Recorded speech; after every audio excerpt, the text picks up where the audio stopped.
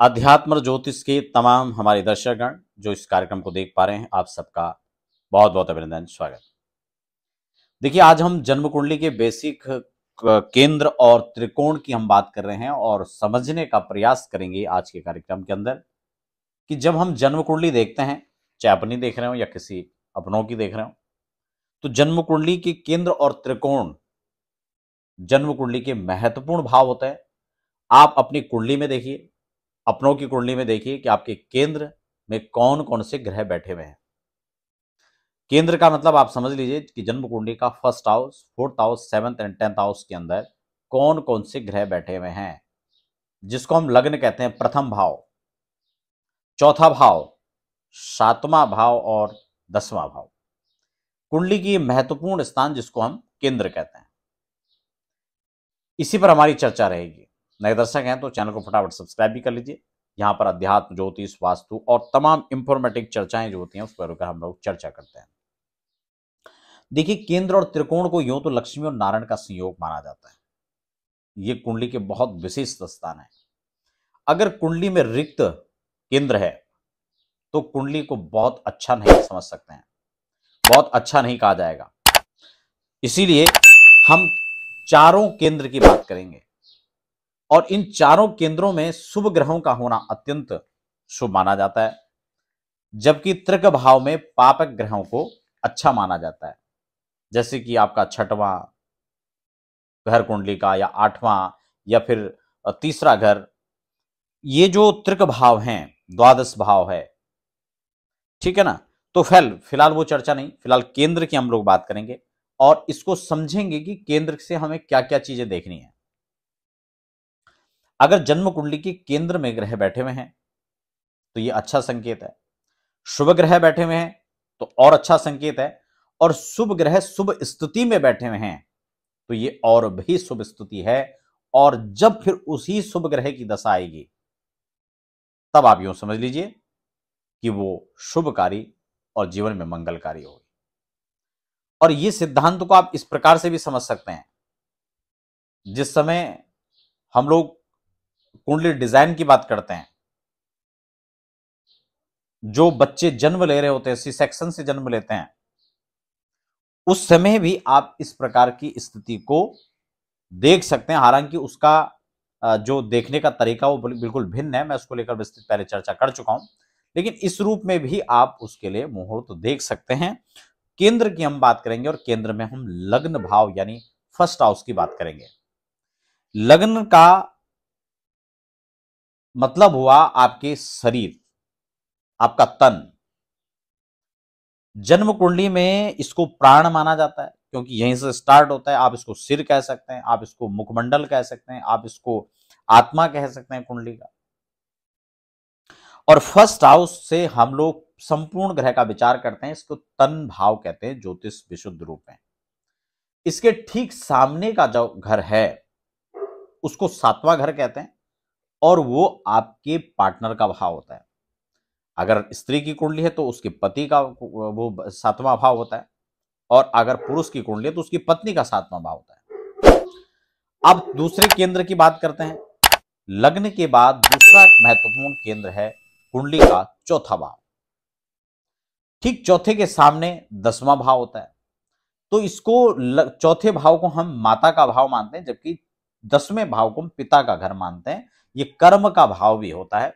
ये चौथा भाव आपके प्रॉपर्टी का होता है, वाहन का होता है, आपकी माता का होता है, आपका सुख का होता है, आपके परिवारजनों का होता है। बहुत महत्वपूर्ण भाव है। अब हम इसको समझेंगे। पहला तन भाव, उसके सामने सातवां आपकी स्त्री, अपनी पत्नी, आपका पुरुष, आपके पति का भाव हुआ। माता और पिता का चौथा और 10वां भाव हुआ। अब हम यहां पर प्रथम भाव को अगर हम देखेंगे तो यहां पर क्या क्या प्रथम भाव से देखी जा सकती है। मैंने आपको तन भाव का यानी शरीर से संबंधित विचार हमें करने हैं तो हमें फर्स्ट हाउस से करना होगा, प्रथम भाव से करना होगा। आपके जीवन के सुख दुखों की बात करनी होगी, आपकी युवा जरा अवस्था की बात करनी होगी, स्वास्थ्य की बात करेंगे, राज्य सुख की बात है, स्वभाव की बात है, मस्तिष्क की बात है। तो ये सारी चीजें हम किससे देखेंगे? तन भाव से। आपकी जिज्ञासा भी यहां से देखी जा सकती है, आपके स्वभाव की भी यहां से हम लोग विचार किया जा सकता है। और इतना ही नहीं, आपके दादा दादी का विचार भी यहां से किया जा सकता है। आपके वैराग्य का, आपके स्वभाव का ये जो विचार है वो हम यहां से करेंगे। अगर यहाँ बलवान राशियां होती हैं तो ये भाव बलवान रहता है। अगर यहाँ शुभ भाव के अंदर इस शुभ ग्रह बैठे होते हैं तो और अच्छा होता है। खास बात है कि उस पर किसी पापक ग्रह की दृष्टि ना पड़े तो और भी अच्छा है। फिर चौथा भाव आ जाता है। कुंडली के चौथे भाव से हम आपके लिए प्रॉपर्टी का विचार करते हैं। आपकी जमीन जायदाद के बारे में आप विचार किया जाता है। आपकी पैतृक प्रॉपर्टी हम सेकंड हाउस से भी देखते हैं, लेकिन फोर्थ हाउस से भी देखा जाएगा। जो एग्रीकल्चरल लैंड है वो आपके पास होगा या नहीं होगा, किस प्रकार का होगा, या गृह प्रवेश, घर की बात करना है, गृह प्रवेश की बात करना है, कार्यकर्ता, मित्र, भोजन, इन सब चीजों का यश, कीर्ति, ये सब हम चौथे भाव से देखेंगे। यानी कुंडली का चौथा भाव बहुत विशेष है। दूर दराज की यात्राओं का विचार भी हम चौथे भाव से करते हैं। भ्रमण आदि का विचार भी यहां से करते हैं। आपके राजनीतिक का कैरियर की हम यहां से बात करेंगे, क्योंकि दसम भाव राजकीय भाव सामने उसका है, तो ये सब चीजें हम यहां से देखते हैं। उससे महत्वपूर्ण भाव एक और है जो केंद्र का, जिसे हम सप्तम भाव कहते हैं। आपके विवाह की बात करें, आपके कामकाजी व्यवस्थाओं की बात करें, दाम्पत्य जीवन की बात करें, गुप्त रोगों की बात करें, गुप्त स्वभाव की बात करें, और स्त्रीत्व और पुरुषत्व, ये एक दूसरे के विपरीत जो स्वभाव है, नेचर है, वो हम यहाँ से देखेंगे। पति पत्नी के दाम्पत्य जीवन का सुख हम यहाँ से देखेंगे। और अदर्स वाइज जो ये कह सकते हैं कि एक चारित्रिक दृष्टिकोण से हम देखेंगे तो सप्तम भाव महत्वपूर्ण होता है। तो ये हम यहां से देखेंगे। और जैसे कि सेकंड मैरिज या थर्ड मैरिज या अतिरिक्त अफेयर्स की बात करें तो वो हम सप्तम भाव से कहीं ना कहीं हम उसको चेक करते हैं।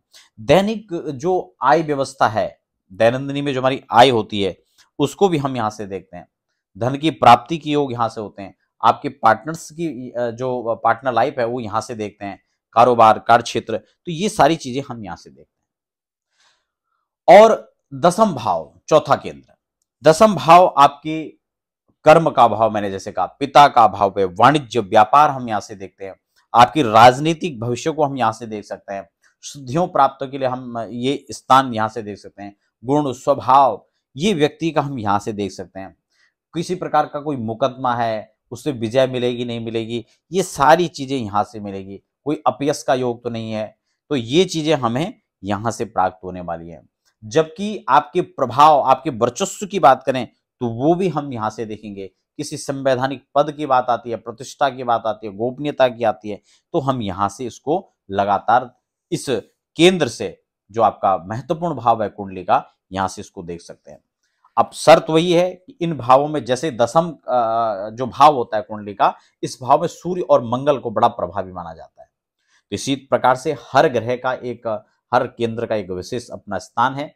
उन ग्रहों के अंदर अगर शुभ ग्रह बैठे हैं आपके लग्न में, अगर सूर्य बैठे हैं तो ये कृष्ण काय तो जरूर बनाएगा, लेकिन आपको वर्चस्व वाला बनाएगा। दसम में सूर्य, मंगल, इस प्रकार के ग्रहों को अच्छा माना गया है। सप्तम भाव में शुक्र आदि ग्रहों को अच्छा माना गया है। तो इस प्रकार से इन को आप चेक कर सकते हैं। आपके केंद्र में कौन कौन से ग्रह बैठे हैं आप उसको चेक कर सकते हैं।